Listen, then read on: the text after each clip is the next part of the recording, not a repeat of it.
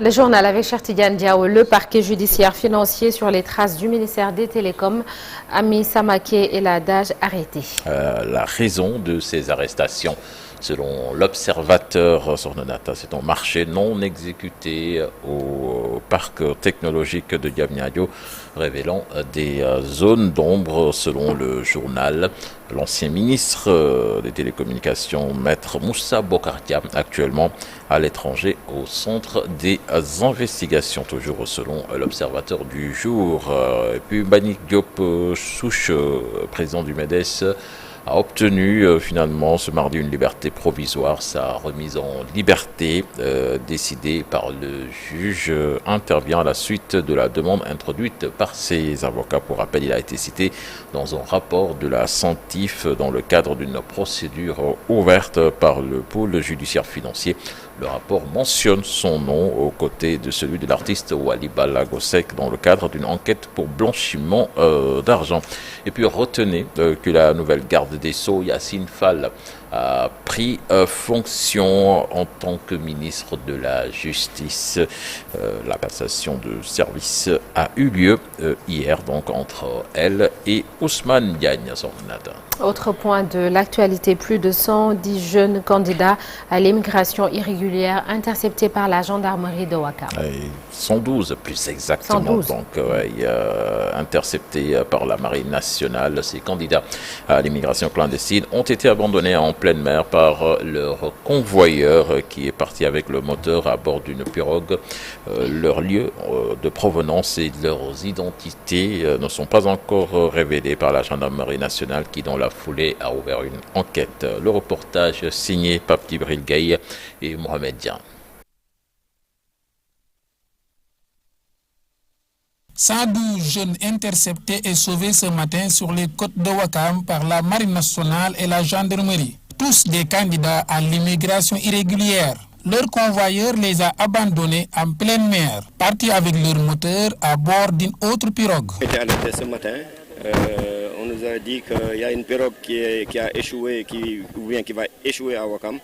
Et nous avons alerté la gendarmerie et aussi les agents du quai de pêche de Ouakam.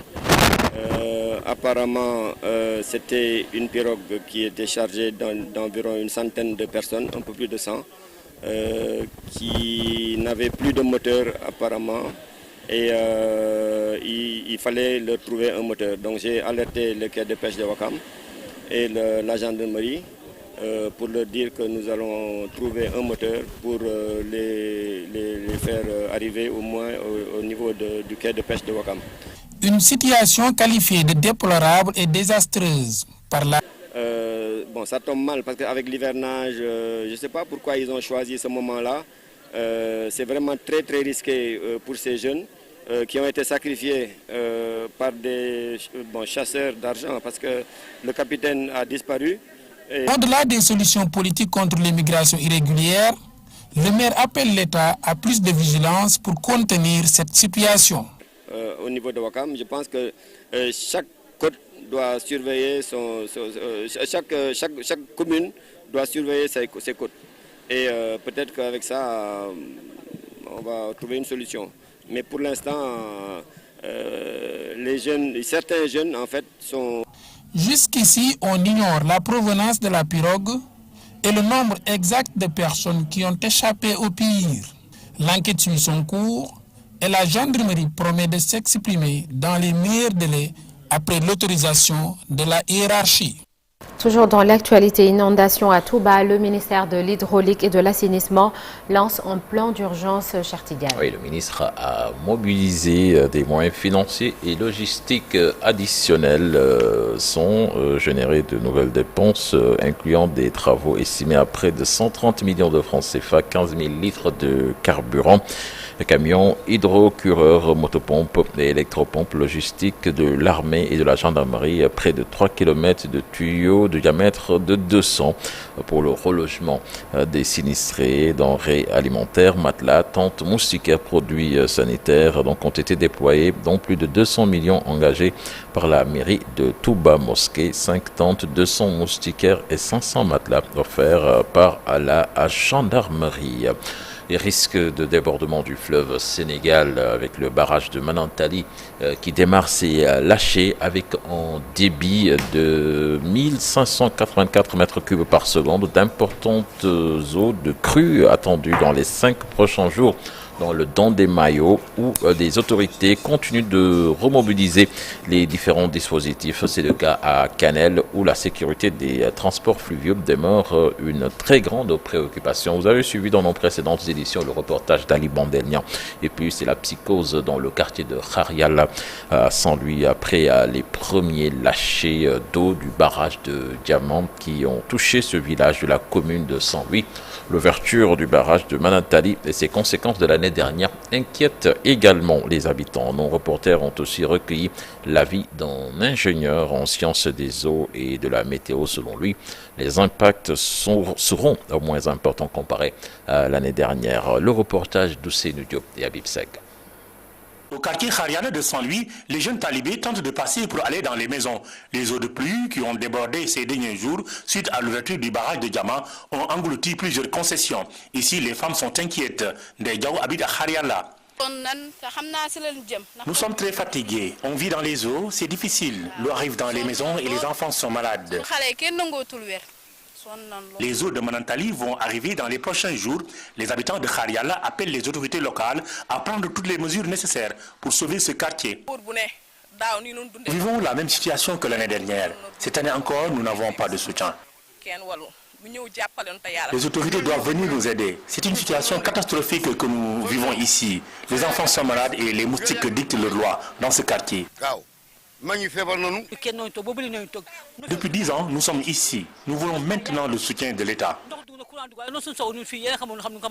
Selon Ibrahim Mba, président de Focus Zéro Inondation et ingénieur en sciences des eaux et de la météo, cette année, les impacts seront moins ressentis par la population saint-louisienne.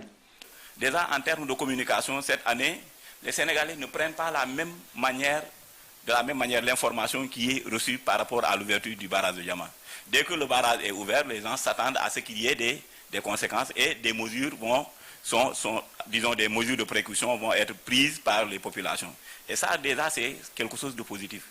L'autre chose, c'est que l'État avait déjà anticipé, tel que je l'ai dit, en ouvrant le barrage de Diamant. Un mois avant la date échue, éventuellement, on peut avoir des débordements, mais des débordements qui ne seront pas de la même ampleur que l'année dernière. Depuis quelques jours, les populations de Khariala vivent dans des difficultés. Les eaux du fleuve commencent à déborder, ce qui impacte négativement sur la vie des populations.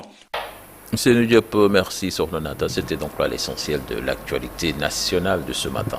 Et on te retrouve dans moins de 30 minutes pour la version Wolof de l'actualité nationale et ce sera sous forme de brève. Aujourd'hui, on s'arrête sur la date du 17 septembre 1948. Ce jour-là, une bataille rangée survint à la grande mosquée de Thiaroye lors de la prière du vendredi.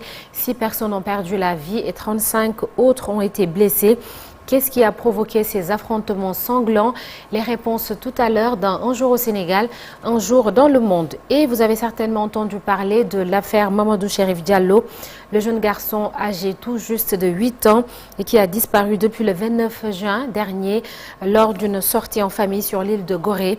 L'enfant s'est comme volatilisé, aucune trace, aucun indice. Abdoulaye Diop avec nous sur le plateau et Alioune Diagne ont tenté d'en savoir un peu plus. C'est le sujet du Focus Société de ce matin. À suivre également la une des journaux avec Chérif Dia et la météo du jour. Tout de suite, l'actualité internationale.